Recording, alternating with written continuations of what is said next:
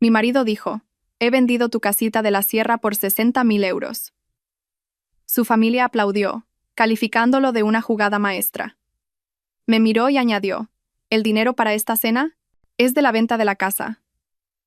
Al menos cubre una comida. Yo me quedé en silencio. Entonces llamó el abogado del comprador gritando, ¿por qué está la Guardia Civil en nuestro despacho? Algo no encajaba. La cena familiar de los Balbuena estaba en su apogeo cuando Lisandro se levantó, golpeando su tenedor contra la mejor cristalería de Casilda. Antes de empezar, tengo algo importante que compartir, dijo, con una voz cargada de una autoridad que rara vez mostraba.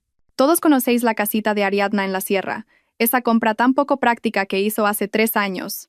Mis hombros se tensaron ante su tono. Bueno, pues por fin he hecho algo al respecto. La vendí el mes pasado por 0 euros mientras ella estaba en el extranjero. Las palabras quedaron suspendidas en el aire mientras señalaba el elaborado festín sobre la mesa. El dinero para esta cena es de la venta de la casa. Al menos cubre una comida. Su familia rió y aplaudió, pero yo permanecí en silencio, con el móvil ya vibrando con una llamada que lo cambiaría todo. ¿Por qué están las autoridades en nuestro despacho?, gritaría momentos después el abogado del comprador, su pánico confirmando lo que yo ya sospechaba. Antes de continuar, quiero darte las gracias por estar aquí. Si crees que los logros de cada mujer merecen reconocimiento, no desprecio. Por favor, considera suscribirte. Es gratis y ayuda a que estas importantes historias lleguen a más gente. Ahora, veamos qué pasó después. Pero dejadme explicar cómo terminé en esa mesa, rodeada de gente que había convertido el menospreciarme en un arte. 6 años de matrimonio con Lisandro Balbuena me habían enseñado los límites precisos de mi invisibilidad. Esa mañana, como todas las mañanas, me había levantado al amanecer para prepararle su café. 2 de azúcar, sin leche. Mientras él revisaba su móvil en la mesa de nuestra cocina en Pozuelo, mi saludo fue ignorado, como de costumbre. El desayuno que preparé fue consumido en silencio, interrumpido solo por el sonido de su masticación y alguna notificación de su grupo de la Liga Fantasy. Casilda había llamado mientras yo limpiaba, hablando solo con Lisandro sobre el menú del domingo, a pesar de saber que sería yo quien pasaría 6 horas en la cocina preparando sus complicadas peticiones. Asegúrate de que Ariadna sepa lo del cordero asado, había dicho, como si yo fuera una empleada en lugar de su nuera, y dile que no se pase con la sal en las patatas como la última vez. Las patatas habían estado perfectamente sazonadas, pero en la familia Balbuena, mis esfuerzos siempre eran, de alguna manera, deficientes. El patrón se estableció al principio de nuestro matrimonio. Cuando recibí mi ascenso en la consultora, un aumento del 30% y un despacho de esquina que me había ganado con 18 meses de semanas de 70 horas, la respuesta de Lisandro fue un murmullo distraído sobre cómo ya era hora de que contribuyera significativamente a nuestras finanzas. La noche siguiente, su hermano Silas rascó un boleto de la ONCE premiado con 50 euros en esa misma mesa, y la familia estalló en celebraciones. Casilda insistió en hacer fotos mientras Demetrio proponía un brindis por la buena fortuna y la perspicacia financiera de Silas. La dinámica de la familia Balbuena se revelaba a través de 1000 pequeñas crueldades que se habían acumulado como sedimento a lo largo de los años. Casilda se olvidaba sistemáticamente de ponerme un sitio en las cenas de Navidad hasta que Lisandro se daba cuenta y lo mencionaba. Demetrio discutía de finanzas con Lisandro mientras yo estaba sentada allí mismo, invisible como un mueble, a pesar de que mi sueldo había superado al de Lisandro durante los últimos 2 años. Silas pedía dinero prestado que nunca devolvía, siempre bromeando con que yo probablemente apuntaba cada céntimo en una hoja de cálculo, lo cual hacía, aunque no por las razones que él suponía. Durante sus comidas familiares semanales, mis logros se convertían en notas a pie de página mientras las mediocres cifras de ventas de Lisandro eran analizadas y elogiadas como si estuviera revolucionando su industria. El mes que conseguí un contrato de 1 millón de euros para mi empresa, la conversación de la cena se centró por completo en que Lisandro había cerrado un acuerdo que valía menos que mi comisión mensual. Cuando mencioné mi logro, Casilda dijo, «Qué bien, querida», antes de preguntarle inmediatamente a Lisandro sobre sus perspectivas para el próximo trimestre. Estos patrones me habían llevado a crear mi propia pequeña rebelión. Hacía 3 años, había abierto una cuenta de ahorros de la que Lisandro no sabía nada. Cada proyecto independiente que aceptaba, cada comida que me saltaba, cada café que no compraba, iba a parar a esa cuenta. Vi crecer el saldo lentamente. Cada ingreso un pequeño acto de desafío contra su suposición de que todo lo que yo ganaba le pertenecía a Lisandro por defecto. La casita de campo había sido mi primera gran compra con esa cuenta.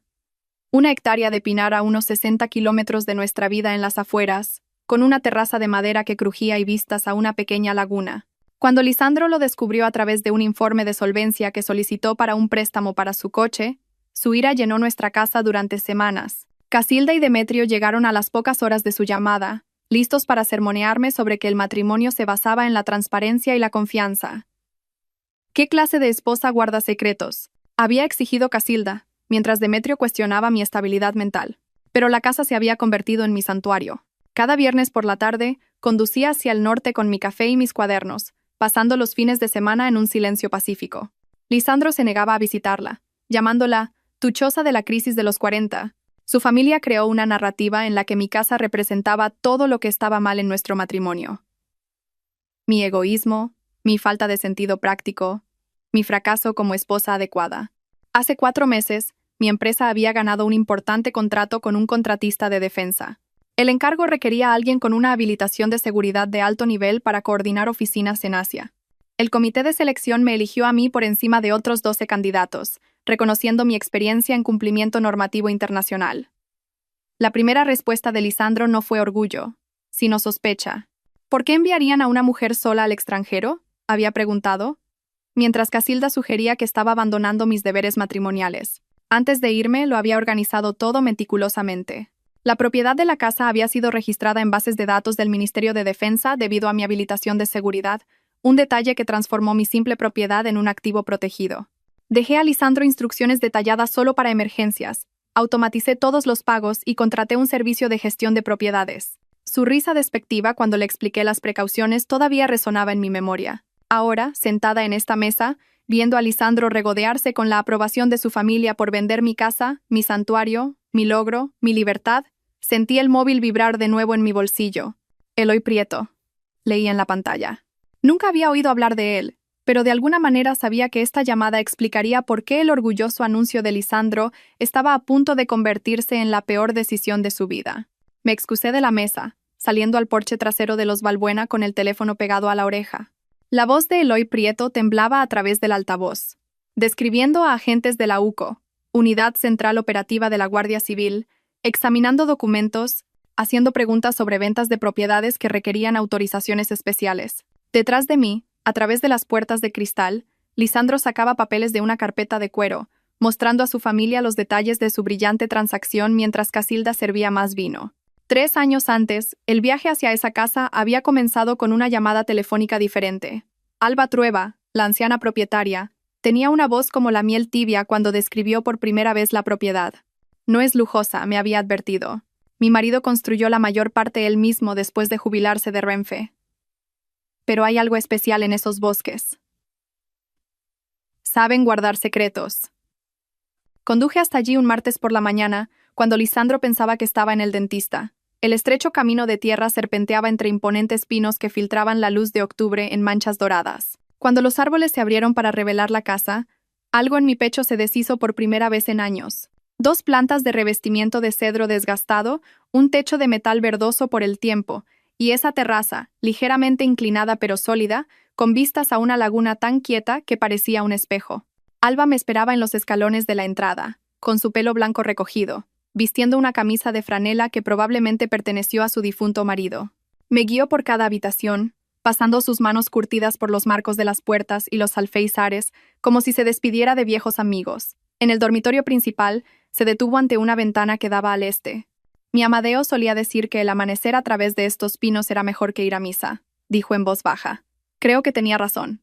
Cuando me dijo el precio, era al menos 20.000 euros por debajo del valor de mercado. No necesito el dinero, explicó, estudiando mi cara con unos ojos que parecían verlo todo. Necesito saber que va alguien que necesita este lugar como Amadeo, y yo lo necesitábamos. Alguien que entienda que a veces 4 paredes y el silencio son la única medicina que funciona. La entrada representaba 3 años de almuerzos saltados, invitaciones a cenar rechazadas y ropa usada mucho más allá de su mejor momento. Cada euro ahorrado había sido un pequeño acto de rebelión contra la suposición de la familia Balbuena de que yo existía únicamente como una extensión de Lisandro. Mis manos temblaban mientras firmaba los papeles en la cocina de Alba, usando mi apellido de soltera, Ariadna Solfierro, en cada línea. Cuando me entregó las llaves, pesaban más de lo que el metal debería, cargadas de posibilidades. Durante 2 semanas guardé mi secreto, conduciendo hasta allí sola para pasear por mis habitaciones, sentarme en mi terraza, respirar un aire que me pertenecía. Arreglé pequeñas cosas. La puerta de un armario que no cerraba, un grifo que goteaba, aprendiendo de empleados de ferreterías y videos de YouTube. Cada reparación se sentía como reclamar un pedazo de mí misma que los Balbuena habían intentado borrar. El descubrimiento de Lisandro fue pura casualidad. Decidió refinanciar su preciado BMW y necesitaba mi firma en la solicitud de crédito. La pantalla del ordenador del agente del banco estaba frente a mí cuando sacó nuestros informes de solvencia y allí estaba, en blanco y negro. Consulta reciente, hipotecaria Pinar Grande. El rostro de Lisandro pasó de la confusión a la comprensión y a la rabia en el lapso de 3 segundos. El viaje a casa fue en silencio, pero una vez dentro, llegó la explosión. ¿Has comprado una propiedad sin decírmelo? ¿Con qué dinero? Su voz subía con cada pregunta. En una hora, el Lexus de Casilda chirrió en nuestra entrada, seguido por el Mercedes de Demetrio. Lisandro había convocado a sus padres como si llamara a refuerzos para una batalla. Se dispusieron en nuestro salón como un tribunal. Casilda se sentó perfectamente erguida en nuestro sofá, sus perlas captando la luz mientras se inclinaba hacia adelante. Ariadna, cariño. Comenzó con esa voz que hacía que los apelativos cariñosos sonaran a amenazas. Ayúdanos a entender qué clase de esposa toma decisiones financieras importantes sin consultar a su marido. Demetrio se quedó junto a la chimenea, con las manos entrelazadas a la espalda, como si estuviera dando una presentación en una sala de juntas. Esto plantea serias preocupaciones sobre tu estado mental, Ariadna. Dinero oculto, compras secretas. Esas no son las acciones de una persona estable. Me senté en la silla que habían colocado para que me enfrentara a los tres, con las manos cruzadas en el regazo. La casa costó 45.000 euros, dije con calma. La pagué íntegramente con mis propios ingresos de trabajos independiente. No afectó en absoluto a nuestras finanzas conjuntas. Esa no es la cuestión. El puño de Lisandro golpeó la mesa de centro, haciendo que la taza de té de Casilda tintineara. Se supone que somos un equipo, y los equipos no guardan secretos. La ironía de que Lisandro hablara de equipo cuando no se había dado cuenta de mi ausencia durante docenas de sábados, no había preguntado por mis proyectos independiente, ni siquiera había recordado nuestros últimos 3 aniversarios, era tan densa que podía saborearla. Pero me quedé en silencio, habiendo aprendido hace mucho tiempo que defenderme solo les daba más munición. Los meses siguientes se convirtieron en una guerra de desgaste. Lisandro se negó a visitar la casa, llamándola «tu choza de la crisis de los 40», a cualquiera que quisiera escuchar. Su familia elaboró una narrativa en la que mi casa representaba todo lo que estaba mal en nuestro matrimonio. Mi egoísmo, mi engaño, mi fracaso como esposa adecuada. Contaron la historia en cada reunión familiar, a cada amigo común, hasta que se convirtió en una verdad aceptada que el pobre Lisandro estaba casado con una mujer inestable que escondía dinero y compraba propiedades a sus espaldas. Pero cada viernes por la tarde, hacía una pequeña maleta y conducía hacia el norte. Esos fines de semana se convirtieron en mi salvación. Aprendí a reemplazar tablas rotas, a identificar el canto de los pájaros, a cultivar tomates en macetas en la terraza. Escribí en diarios, llenando páginas con pensamientos que no podía decir en voz alta. La casa aprendió mis secretos. Cómo temía las comidas de los domingos. Cómo a veces me sentaba en mi coche en la entrada durante 10 minutos reuniendo fuerzas para entrar en mi propia casa. Cómo había empezado a marcar días en un calendario privado, no para contar hacia algo, sino para demostrar que estaba sobreviviendo. Casilda intensificó su campaña con lo que llamó una reunión familiar, que en realidad era una intervención. Había preparado una presentación de PowerPoint, de verdad, con diapositivas que detallaban los supuestos costes de mantenimiento de la casa, los problemas de responsabilidad y el lastre para nuestros recursos. Había investigado sobre fallos en fosas sépticas, costes de reemplazo de tejados y aumentos del IBI, presentando cada uno como una catástrofe inevitable. Silas hacía chistes sobre que me estaba convirtiendo en una ermitaña, preguntando si estaba cultivando marihuana en el bosque. Demetrio cuestionó si me estaba viendo con alguien allí, su insinuación era clara. Lisandro permaneció en silencio durante todo el proceso, dejando que ellos hablaran por él como siempre hacía, su silencio más dañino que sus palabras. Cuando finalmente dejaron de hablar, saqué mi móvil y les mostré fotos. El jardín que había plantado, ahora creciendo salvaje con hierbas y verduras. El escritorio que había colocado junto a la ventana, donde entraba la luz de la mañana a raudales. Las estanterías que había construido yo misma, ligeramente torcidas pero funcionales. Sus rostros permanecieron impasibles, viendo solo la evidencia del tiempo pasado lejos de ellos, la energía dirigida hacia algo fuera de su control. Miraron mis fotos durante exactamente 3 segundos antes de que Casilda cerrara mi móvil y me lo devolviera con la misma expresión que ponía al devolver comida en mal estado en un restaurante. Bueno, dijo, ajustándose las perlas. Supongo que todo el mundo necesita sus pasatiempos. La palabra pasatiempos goteaba con suficiente condescendencia como para llenar la laguna detrás de mi casa. 2 meses después de esa desastrosa intervención, todo cambió. Mi director general, Adrián Céspedes, me llamó a su despacho un lunes por la mañana en febrero. La vista desde el piso 32 mostraba Madrid envuelta en la niebla invernal, y Adrián se recortaba contra ella como un general planeando una campaña. Hemos ganado el contrato de Defensa Tech, dijo sin preámbulos. 4 meses coordinando sus oficinas satélite en Asia. Supone 12 millones para la firma y necesito a alguien con tu experiencia específica. El proyecto requería una habilitación de seguridad de alto nivel debido a los contratos de Defensa Tech. Se habían considerado 12 candidatos. Mi nombre estaba en la parte superior de la lista, rodeado 2 veces con el distintivo bolígrafo rojo de Adrián. Tu verificación de antecedentes salió impecable, dijo, deslizando la carpeta sobre su escritorio de caoba. Tu experiencia con el cumplimiento normativo internacional no tiene parangón en esta oficina. El cliente solicitó específicamente a alguien con tus cualificaciones. Acepté de inmediato, la palabra sí, escapándose antes de que pudiera pensarlo 2 veces. 4 meses lejos de los Balbuena se sentían como si me ofrecieran oxígeno después de años de asfixia. Adrián sonrió, del tipo que sugería que entendía más sobre mi situación familiar de lo que yo había compartido explícitamente. Te vas en 3 semanas. El diferencial salarial es sustancial, plus de peligrosidad más ajuste por estancia en el extranjero. Estamos hablando de duplicar tus ingresos trimestrales. Esa noche, se lo conté a Lisandro durante la cena, viendo cómo su tenedor se detenía a medio camino de su boca. 4 meses? Su voz no transmitía preocupación, sino cálculo. ¿Por qué te envían a ti? ¿Por qué no a Céspedes o a Kumar? ¿Tienen más antigüedad?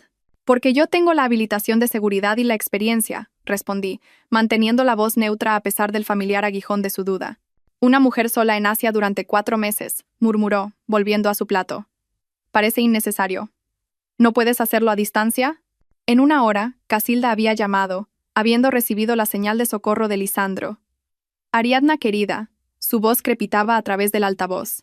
Acabo de enterarme de este encargo en el extranjero. ¿No crees que es bastante egoísta? Dejar a tu marido durante meses. El matrimonio requiere sacrificio, y parece que solo te interesa tu carrera.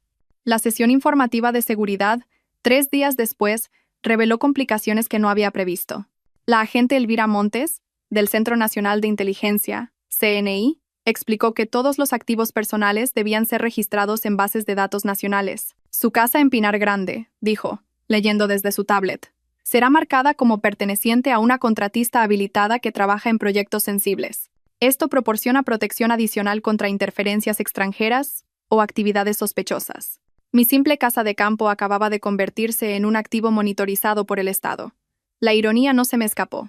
La propiedad que Lisandro y su familia despreciaban como inútil estaba ahora bajo protección gubernamental. Pasé los siguientes 3 días organizando una cobertura meticulosa para mi ausencia.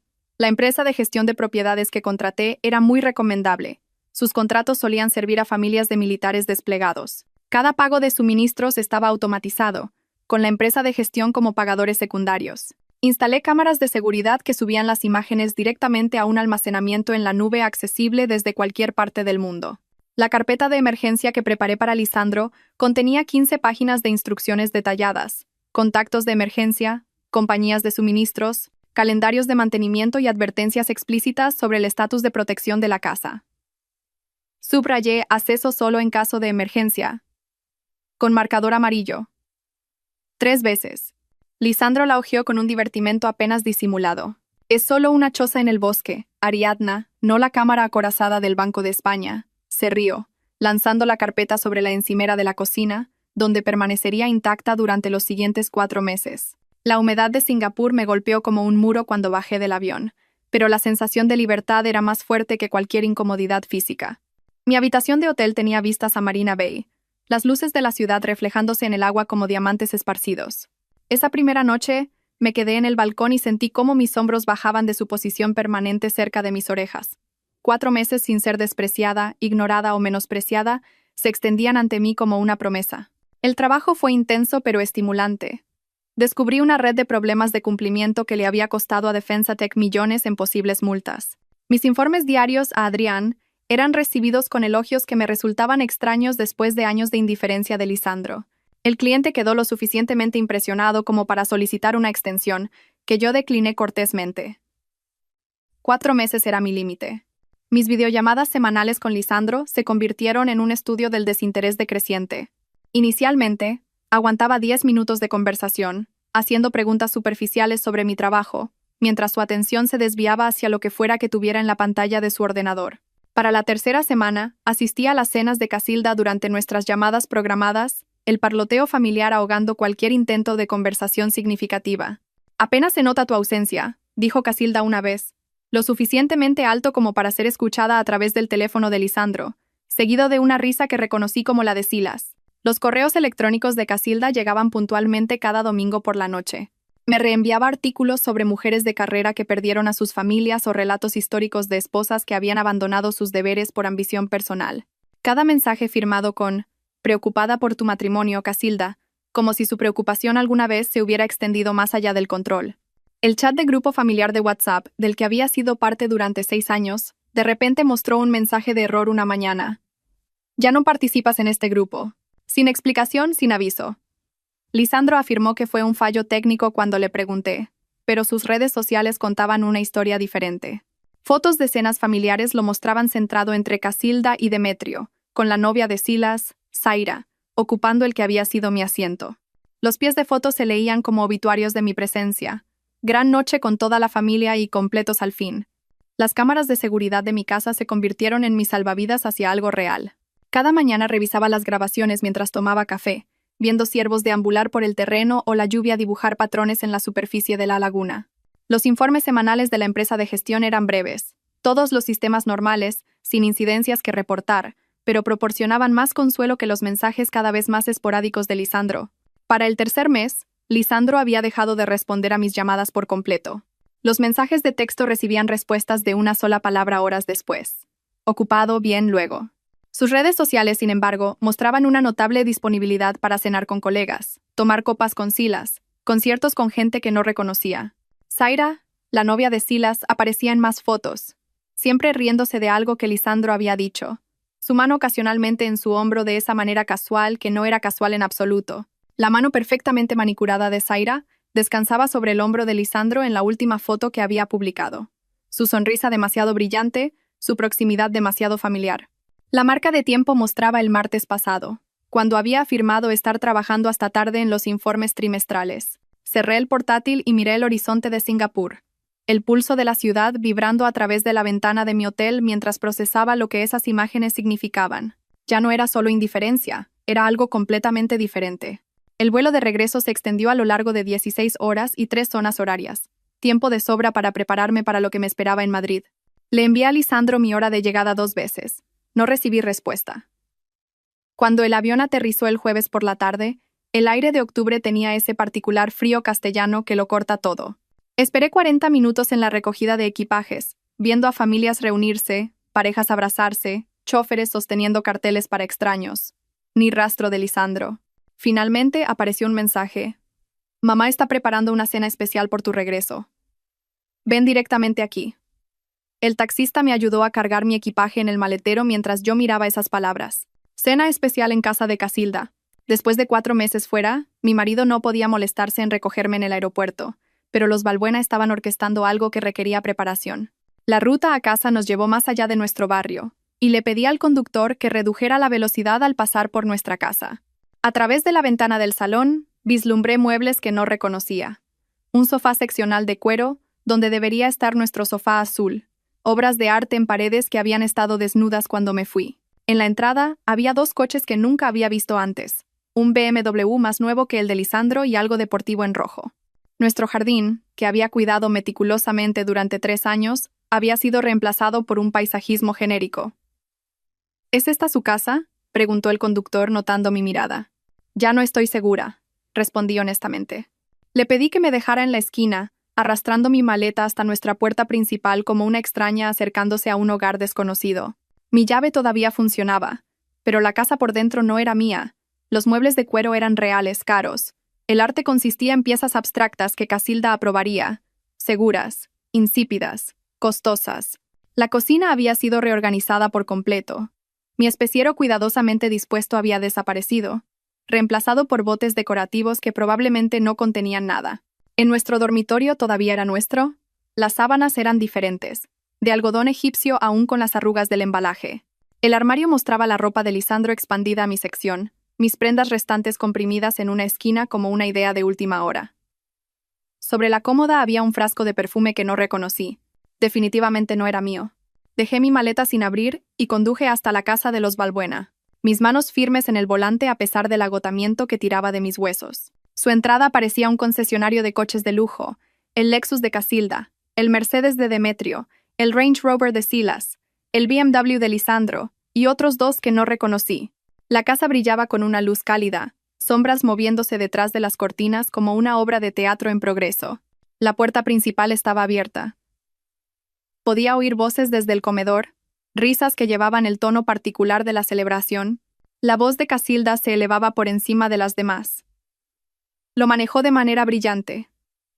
Absolutamente brillante. Me quedé en el pasillo escuchando cómo se celebraba mi ausencia antes de entrar a la vista. La escena estaba orquestada como una página de revista. La cristalería heredada de Casilda, la que solo usaba para Navidad y anuncios de compromiso, brillaba bajo la lámpara de araña, decantadores de vino que costaban más que mi compra semanal, abiertos, respirando. Todos se habían vestido para la ocasión. Casilda con perlas y seda, Demetrio con su chaqueta del club de golf, Silas con lo que parecía un traje nuevo. Lisandro estaba de pie a la cabeza de la mesa, ocupando el asiento que yo solía tomar cuando éramos anfitriones, con la expresión de un hombre que acababa de ganarlo todo. Ariadna, la voz de Casilda transmitía una falsa calidez. Justo a tiempo. Estábamos a punto de brindar. Se habían dispuesto alrededor de la mesa como un público en un teatro, cada rostro con esa expresión particular de emoción apenas contenida que precede a los grandes anuncios. Zaira también estaba allí, sentada junto a Silas, pero inclinada hacia Lisandro, su mano descansando cerca de su copa de vino. «Bienvenida a casa», dijo Lisandro, sin moverse de su posición de poder a la cabeza de la mesa. «¿Qué tal el vuelo?» Antes de que pudiera responder, levantó su copa, captando la atención con una autoridad que nunca le había visto mostrar. «En realidad, antes de empezar, tengo algo importante que compartir». Hizo una pausa, saboreando el momento. «Todos conocéis la casita de Ariadna en la sierra, esa compra tan poco práctica que hizo hace 3 años. Mis hombros se tensaron ante su tono, la forma despectiva en que dijo «casita», como si fuera un juguete de niños. Bueno, pues por fin he hecho algo al respecto. La vendí el mes pasado por 60.000 euros mientras ella estaba en el extranjero. Las palabras quedaron suspendidas en el aire como una presencia física. La sala estalló en aplausos. El aplauso de Demetrio, el grito de deleite de Casilda, el silbido de apreciación de Silas. Zaira también aplaudió. Sus ojos nunca se apartaron del rostro de Lisandro. Lisandro señaló el elaborado festín sobre la mesa. Platos que reconocí como del caro restaurante francés del centro. El dinero para esta cena es de la venta de la casa. Al menos cubre una comida. Su familia se rió de este chiste, esta revelación casual de que había robado mi santuario y usado el dinero para su entretenimiento.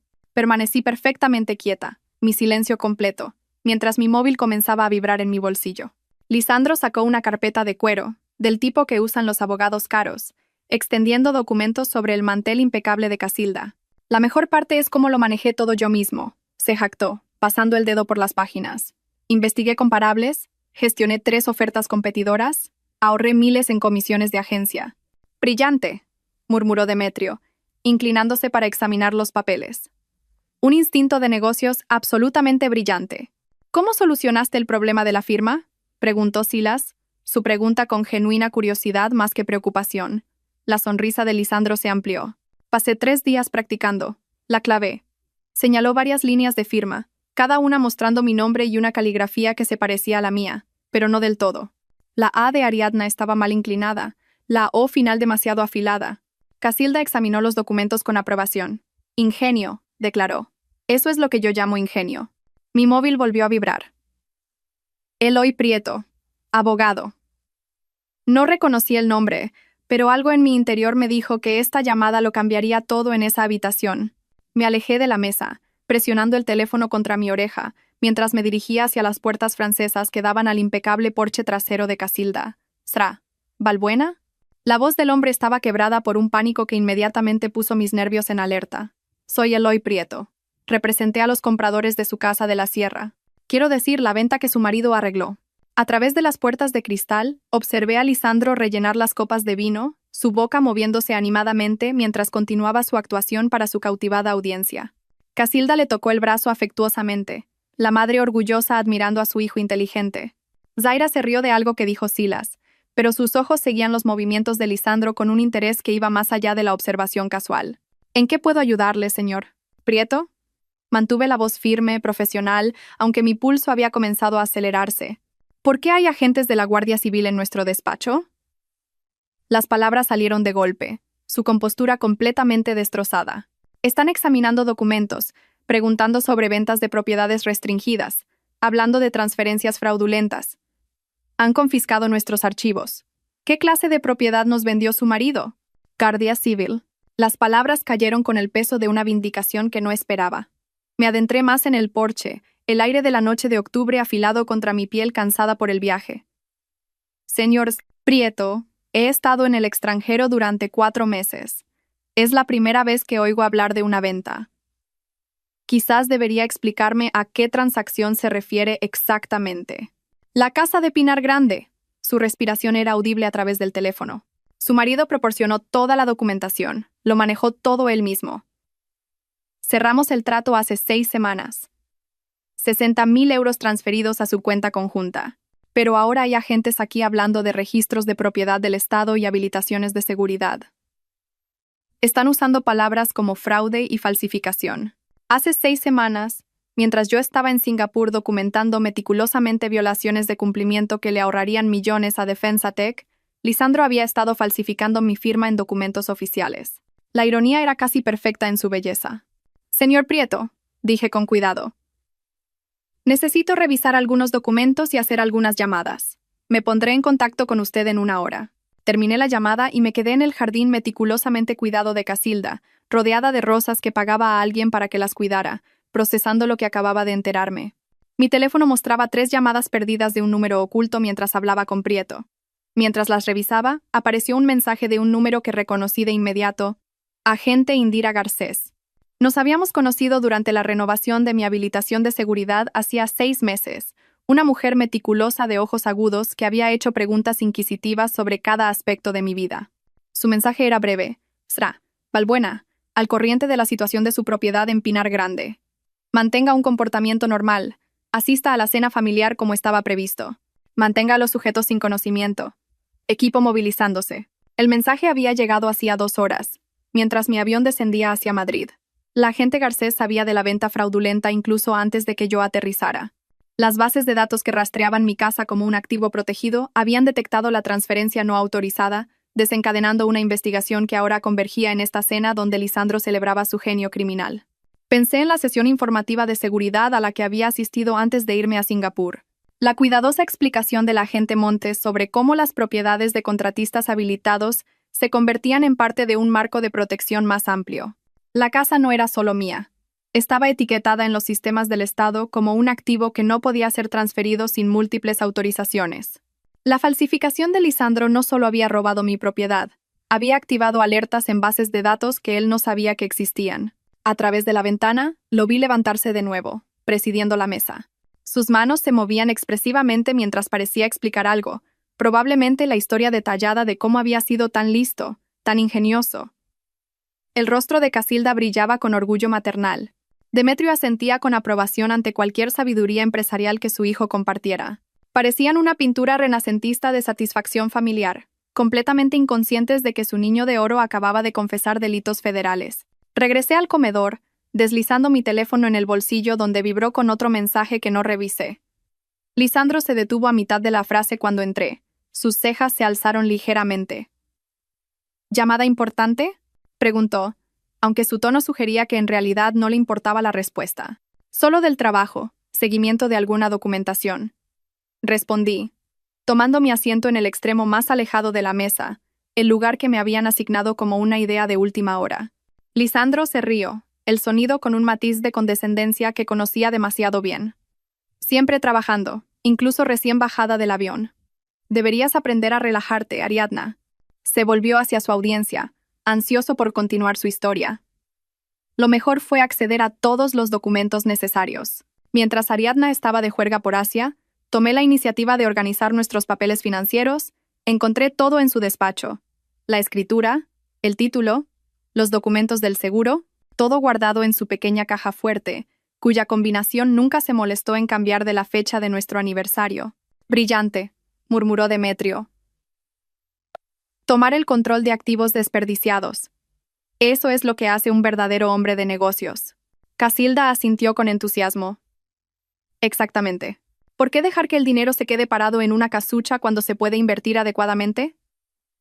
Lisandro ha estado mirando algunas oportunidades excelentes en la nueva empresa de Silas. Silas se inclinó hacia adelante, de repente interesado. Definitivamente nos vendría bien la inyección de capital. Mi socio cree que podríamos triplicar la inversión en 18 meses. Ya estaban gastando mi dinero, repartiéndose las ganancias del robo de Lisandro como piratas compartiendo un tesoro. Ni una sola persona en esa mesa había preguntado por qué no me habían consultado sobre la venta de mi propia propiedad.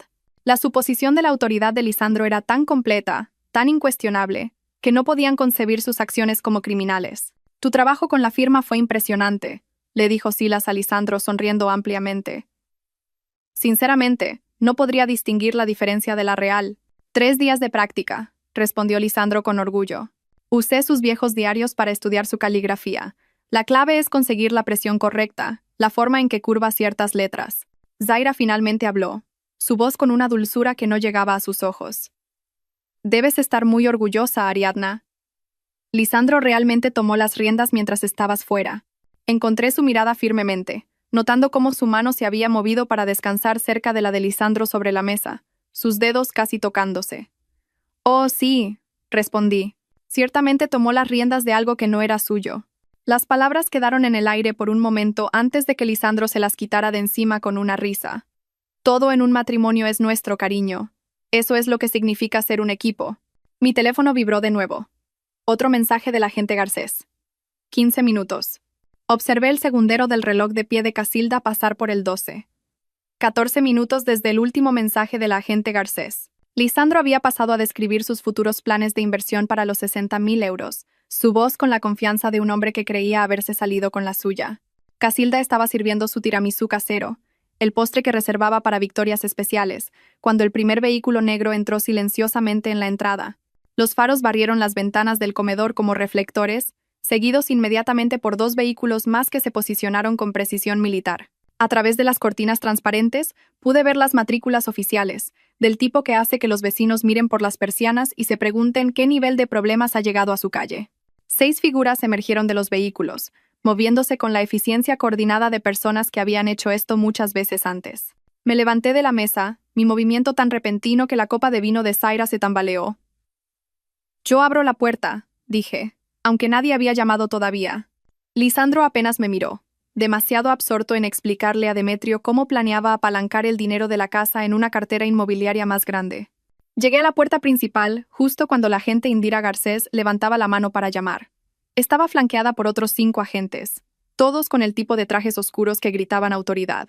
Sus ojos se encontraron con los míos con reconocimiento profesional. Se acordaba de mí de la entrevista de habilitación de seguridad. Se acordaba de la mujer que se había sentado frente a ella durante 3 horas respondiendo preguntas sobre cada aspecto de su vida. Sra. Valbuena dijo en voz baja. ¿Están todos los sujetos presentes? Están en el comedor, confirmé, haciéndome a un lado para dejarlos entrar. Están tomando el postre. Los agentes se movieron por el pasillo de Casilda con precisión practicada, sus pasos deliberados sobre sus pulidos suelos de madera. Cada pisada sonaba como una cuenta atrás, marcando los segundos hasta que el mundo de Lisandro se derrumbara. La agente Garcés iba al frente, su mano descansando casualmente cerca de su placa, lista para presentar las credenciales que convertirían la celebración en una catástrofe. El comedor quedó en silencio cuando los 6 agentes entraron, dispersándose para bloquear todas las salidas con movimientos tan suaves que parecían coreografiados. El tenedor de Lisandro quedó suspendido a medio camino de su boca, el tiramisú deslizándose sobre el mantel heredado de Casilda. El rostro de Demetrio perdió el color tan rápidamente que pensé que podría desmayarse. Silas se echó hacia atrás en su silla, como si pudiera desaparecer en el papel pintado, mientras los ojos de Zaira saltaban entre los agentes y la puerta, calculando distancias que nunca podría cruzar. Lisandro Balbuena, anunció la agente Garcés, su voz con el peso de la autoridad que hacía que todo lo demás en la habitación pareciera de repente trivial. Levantó su placa, el escudo dorado captando la luz de la lámpara de araña de Casilda. Queda detenido por fraude electrónico, falsificación de documentos y conspiración para cometer delitos contra la propiedad del Estado. Las palabras cayeron como golpes físicos. La copa de vino de Lisandro se le escapó de la mano, rompiéndose en el suelo en una cascada de cristal, y vino tinto que se extendió por la alfombra persa de Casilda como sangre. Esto es una locura. Se puso de pie de un salto, su silla raspando el suelo. Fue solo un negocio inmobiliario, una simple transacción. Ha ido. La agente Garcés se movió hacia él con una confianza serena.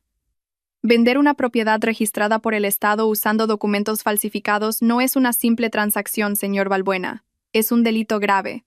Las esposas aparecieron en sus manos con facilidad practicada. El metal chasqueó alrededor de las muñecas de Lisandro con una finalidad que hizo gritar a Casilda.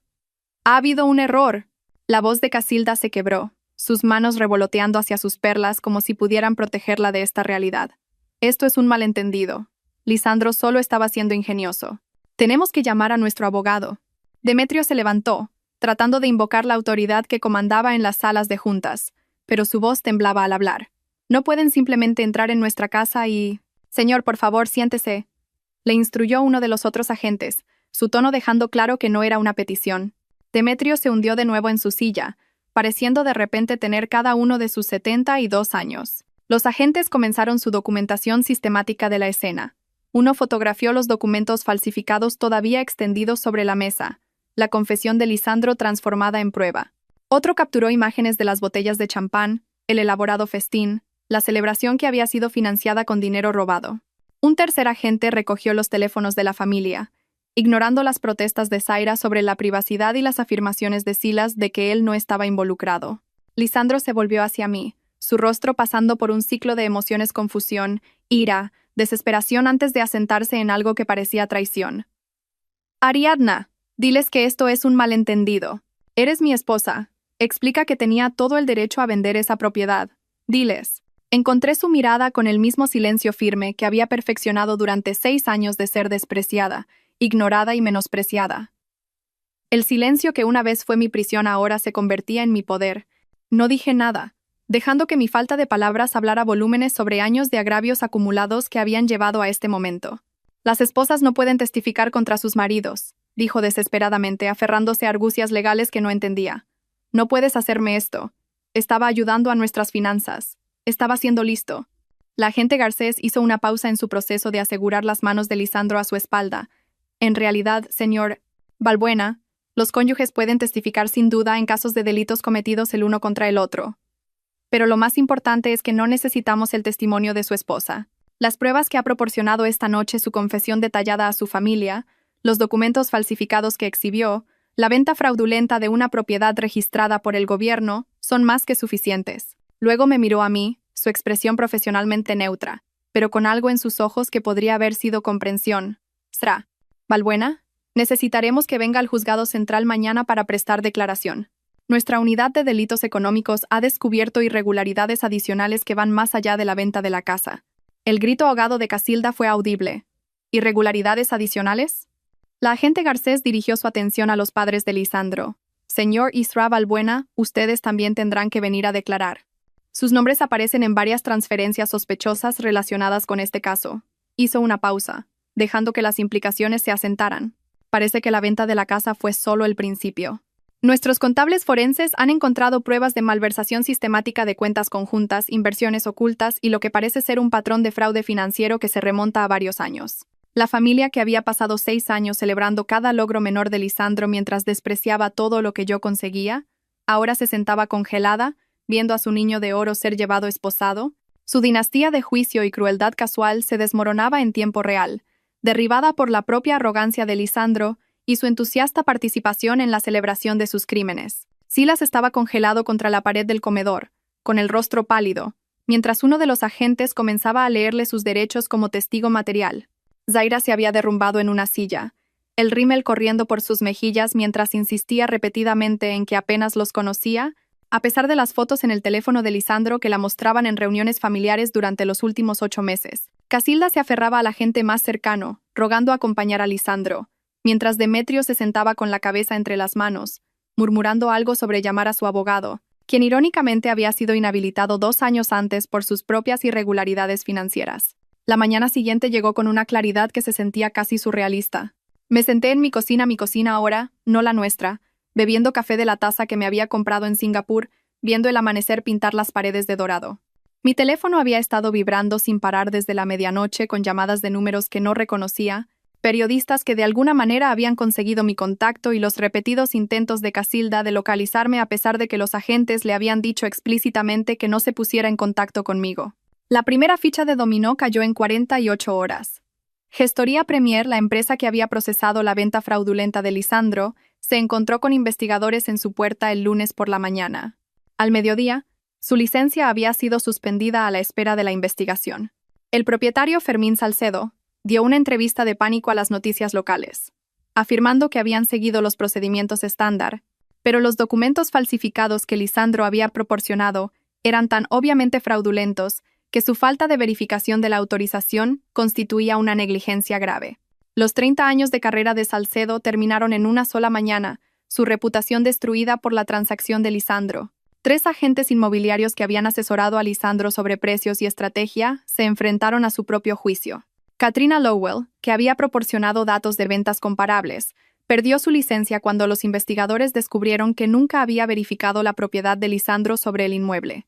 Dennis Crow, que había conectado a Lisandro con posibles compradores, fue hallado culpable de ignorar múltiples señales de alarma en la documentación. Brenda Finch, que había celebrado la venta en sus redes sociales profesionales, atribuyéndose el mérito de facilitar otra transacción exitosa, vio cómo su carrera de 20 años se evaporaba cuando las capturas de pantalla de sus publicaciones se convirtieron en prueba de negligencia profesional. Las publicaciones de Casilda en Facebook se volvieron particularmente dañinas. Su orgullosa declaración: "Mi brillante hijo acaba de cerrar el negocio del año", acompañada de fotos de la cena de celebración, había sido compartida 16 veces antes de los arrestos. Vecinos que siempre habían encontrado a los Balbuena insufribles proporcionaron alegremente capturas de pantalla a los investigadores. Su publicación de 3 semanas antes, tan orgullosa de Lisandro tomando las riendas mientras su esposa se va de juerga por Asia, se convirtió en prueba de premeditación. Las señoras del club de campo a las que había presumido de la perspicacia empresarial de Lisandro ahora cruzaban la calle para evitarla. El bufete de abogados de Eloy Prieto implosionó espectacularmente. Los compradores, una pareja inocente llamada Mateo y Lucía Rojas, que pensaban que estaban comprando un refugio de fin de semana, demandaron a todos los implicados. Su demanda nombraba al bufete de Prieto, la gestoría, los 3 agentes inmobiliarios, a Lisandro, e incluso intentaron incluirme a mí, antes de que su abogado se diera cuenta de que yo era la víctima. Los socios de Prieto lo expulsaron en una semana, su nombre raspado del directorio del edificio antes de que la tinta de las citaciones se secara. 6 meses de investigación revelaron que el alcance del engaño de Lisandro iba mucho más allá de la casa. Los contables forenses descubrieron que había estado desviando dinero de nuestras cuentas conjuntas durante años, financiando inversiones fallidas y préstamos no autorizados a su familia. Cada transacción contaba una historia de privilegio y robo. Los 20.000 euros a Silas para su revolucionario negocio de dropshipping que nunca envió un solo artículo. Los 15.000 euros a Demetrio para cuotas del club de golf y deudas de juego que había ocultado a Casilda. El flujo constante de cantidades más pequeñas, 500 euros por aquí, 1.000 por allá, que financiaban los almuerzos de Lisandro con Zaira, sus viajes de fin de semana de los que yo nunca supe nada, regalos para una relación que aparentemente se había estado desarrollando mientras yo trabajaba en el extranjero. La jueza Elena Bastida presidió la sentencia de Lisandro con el cansancio de alguien que había visto a demasiados hombres privilegiados creer que las reglas no se aplicaban a ellos. La Audiencia Nacional en Madrid tenía el tipo de arquitectura imponente diseñada para recordar a los acusados el poder del Estado. Lisandro se sentó en el banquillo de los acusados con un traje que ya no le quedaba bien. 6 meses en prisión preventiva le habían despojado de su arrogancia casual junto con 7 kilos. «Señoría», comenzó Lisandro su alegato, su voz carente de la confianza que una vez había dominado salas de juntas y cenas familiares. No tenía intención de hacer daño, simplemente intentaba maximizar activos infrautilizados. En un matrimonio la propiedad es compartida. Creía que tenía todo el derecho a tomar decisiones financieras para el beneficio de nuestra familia. La jueza Bastida se quitó las gafas, limpiándolas lentamente antes de responder. Señor Balbuena, acaba de confesar premeditación y planificación sistemática. Usted no tomó una decisión financiera. Cometió fraude electrónico, falsificación de documentos y conspiración. Su detallada explicación de la investigación de precios, la práctica de firmas y la evasión de tasas legales no minimiza su culpabilidad. La confirma. La sentencia cayó como un mazo. 4 años en prisión, sin posibilidad de libertad anticipada, más 285.000 euros en concepto de restitución. El hombre que había cometido delitos graves para ahorrarse 1.000 euros en tasas legales, ahora debía más de lo que ganaría en una década. La sala estalló en susurros mientras la cifra se asimilaba. El abogado de Lisandro, un defensor de oficio ya que ningún abogado privado quiso tomar su caso, se desplomó en su silla. Casilda y Demetrio se enfrentaron a sus propias consecuencias legales. La investigación reveló que habían recibido más de 50.000 euros en fondos robados a lo largo de los años, dinero que habían gastado en cruceros y cuotas del club de campo, sabiendo que los ingresos de su hijo no podían soportar tal generosidad.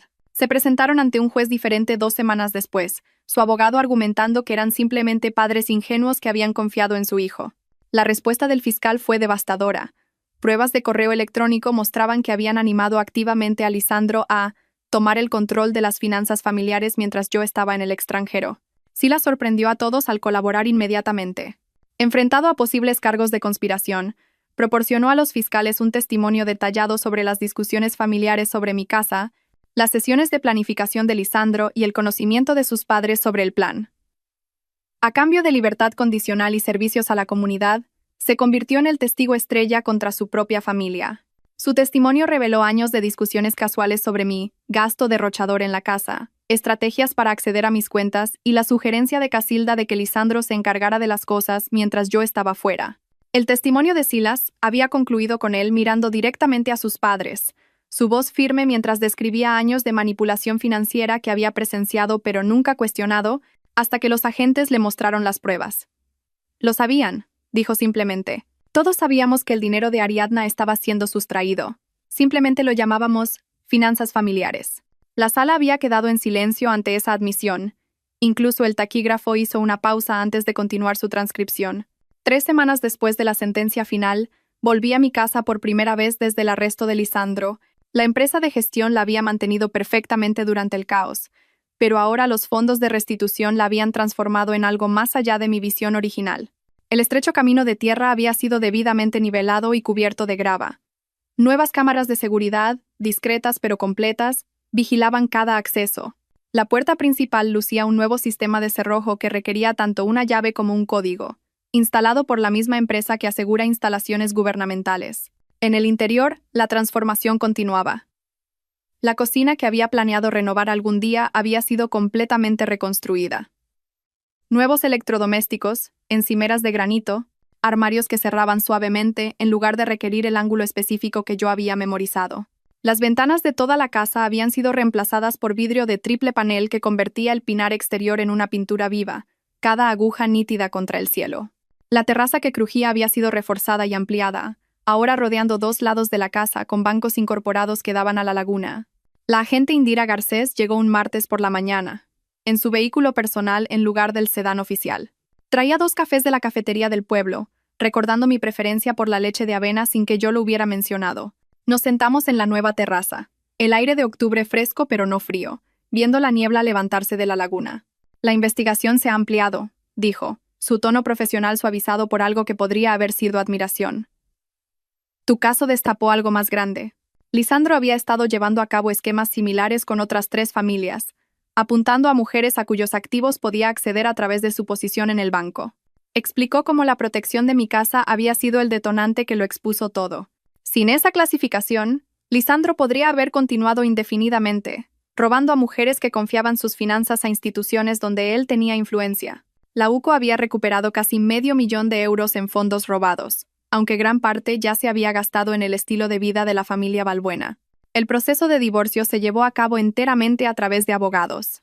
La ley no mostró piedad con los cónyuges encarcelados que habían cometido delitos económicos contra sus parejas. La jueza, una mujer mayor llamada Beatriz Campillo, había revisado las pruebas con visible disgusto. Sra. Solfierro dijo, usando mi apellido de soltera, que había recuperado legalmente. El tribunal le concede todos los bienes gananciales sin excepción. Todo vino a mí. La casa en las afueras con sus muebles caros que no quería. Los ahorros conjuntos que Lisandro no había logrado robar. Las cuentas de inversión que había ocultado torpemente. Incluso la cristalería heredada de Casilda, que ella había designado específicamente para Lisandro en su testamento. La cristalería fue particularmente satisfactoria. 12 servicios de mesa de bohemia que habían estado en su familia durante generaciones, ahora en cajas en mi sótano, esperando ser donadas a una organización benéfica. Las cartas de Lisandro comenzaron a llegar 6 semanas después de su sentencia.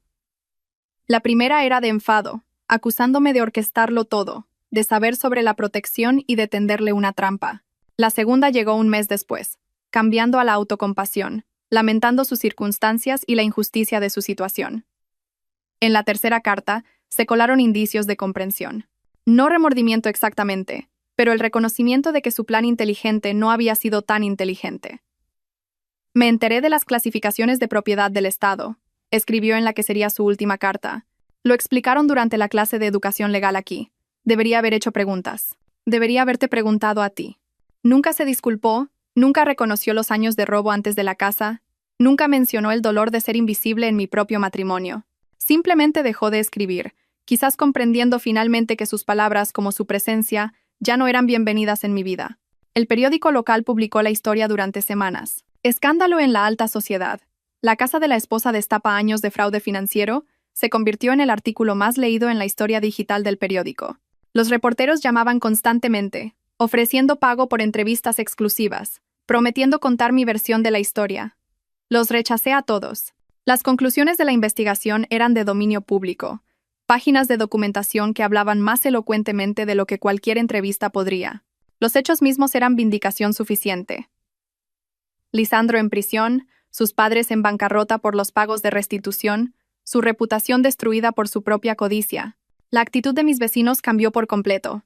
Donde una vez habían visto a la esposa silenciosa de Lisandro que rara vez hablaba en las fiestas del barrio, ahora veían a alguien que había soportado años de abuso financiero mientras construía su propio éxito. Clara, la de al lado, trajo guisos durante el proceso de divorcio. Teo, el de enfrente, se ofreció a cuidar mi césped sin cobrar. Las invitaciones a tomar café y a clubes de lectura se multiplicaron, aunque decliné la mayoría cortésmente, prefiriendo la soledad que me había ganado. El trabajo de consultoría floreció de maneras que no había anticipado. Mi experiencia con el cumplimiento normativo internacional, combinada con la notoriedad de mi caso, me hizo muy solicitada. Las empresas querían a alguien que entendiera tanto las complejidades técnicas como el elemento humano del delito financiero. Mis tarifas se triplicaron, luego se cuadruplicaron. Trabajando desde el segundo dormitorio reconvertido de la casa, con vistas a la laguna a través de esas ventanas cristalinas, gané más en 6 meses de lo que Lisandro había robado en 6 años. Alba Trueba, la anciana que me vendió la casa, me envió una tarjeta en el aniversario de la venta. Sabía que necesitabas este lugar, escribió en cuidada caligrafía. A Amadeo le complacería saber que te dio refugio cuando más lo necesitabas. En el primer aniversario de esa cena, esa horrible y maravillosa cena donde Lisandro anunció su crimen a su familia celebrante, me senté en mi terraza reforzada mientras el sol se ponía entre los pinos. El vino no era especial, solo una botella del supermercado local, elegida porque me gustaba la etiqueta. Nadie juzgaría esta elección. Nadie comentaría su precio o añada. El silencio a mi alrededor era completo, roto solo por sonidos naturales. El viento entre las agujas de los pinos, el agua lamiendo la orilla de la laguna, la llamada de un búho desde algún lugar en la oscuridad. Mi teléfono permanecía en silencio sobre la mesa a mi lado, sin contener contactos de esa vida anterior. Ni chat de grupo de la familia Balbuena, ni mensajes pasivo-agresivos de Casilda, ni textos despectivos de Lisandro. La ausencia de sus voces reveló cuánto espacio habían ocupado, cómo su juicio constante había moldeado mis días. Si esta historia de justicia poética te ha mantenido al borde de tu asiento, dale al botón de me gusta ahora mismo. Mi parte favorita fue cuando Ariadna permaneció en silencio en la mesa mientras llegaban los agentes, sabiendo exactamente lo que se avecinaba. ¿Cuál fue tu momento favorito? Déjalo en los comentarios. No te pierdas más historias emocionantes como esta. Suscríbete y activa la campanita de notificaciones para no perderte ninguna publicación.